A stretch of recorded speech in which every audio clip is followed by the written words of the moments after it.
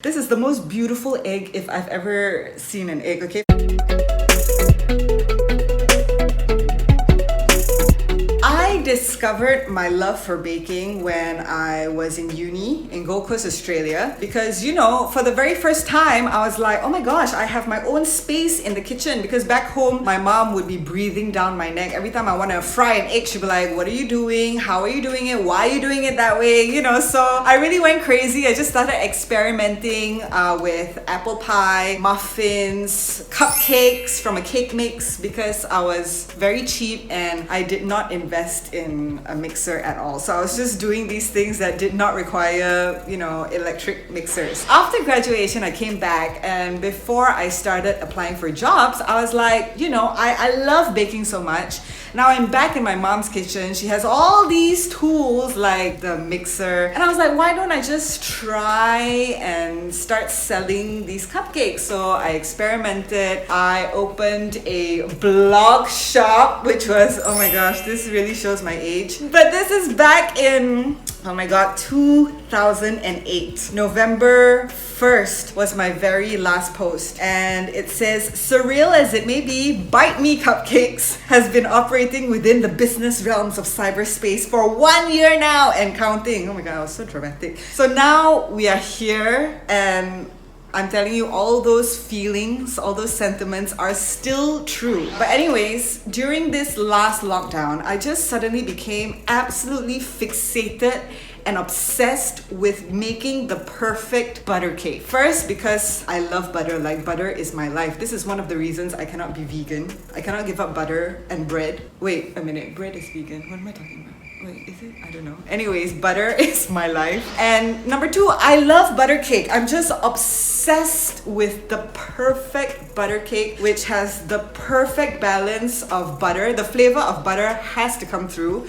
It has to be very light in texture, but not too airy. It still has that sponginess, and it has to taste like childhood, because the thought of a butter cake is very simple, but in making the perfect one for your taste or my taste, it takes time. So I started with a recipe that I liked, and in lockdown I was basically baking 1 to 2 butter cakes a day. I was so obsessed. There are so many variables to experiment with, so I will be trying out different butters, different flour combinations, different sugar, different types of sugar. There is the white caster normal. I use golden caster for this one. I even experimented with cane sugar, and then it comes to the amount of time you bake it for, at what temperature, so many components. So that led me to many failed experiments and some decent ones, which I give out to my friends and family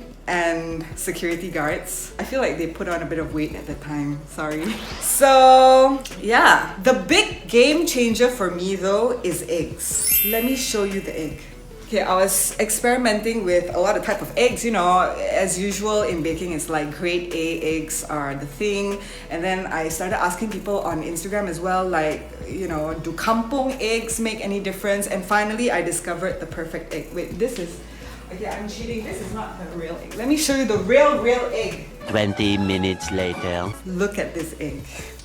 It is so perfect. This is the most beautiful egg if I've ever seen an egg. Okay, first of all, look at the shape. It's like slightly oblong. It is light in color, which means it's a kampong egg. But it's big. It's size A. It's a size A kampong egg. But apparently the chicken feed on hay or grass. And honestly, I get these eggs from my neighbor downstairs who has like a friend with a direct supplier from a farm somewhere. So yes, it's hard to get it. I cannot control that, but I saved some for you.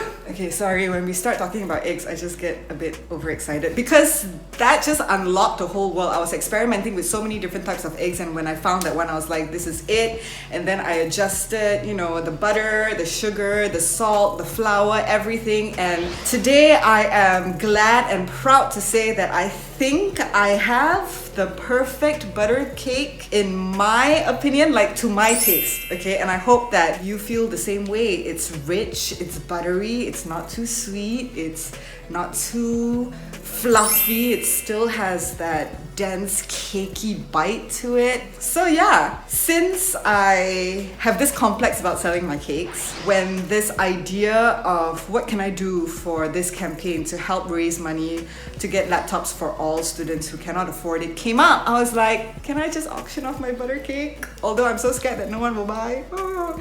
But yes, so today I am stepping out of my comfort zone. I'm not only selling the cake, I'm auctioning off the cake. So I hope you will bid for it and enjoy it.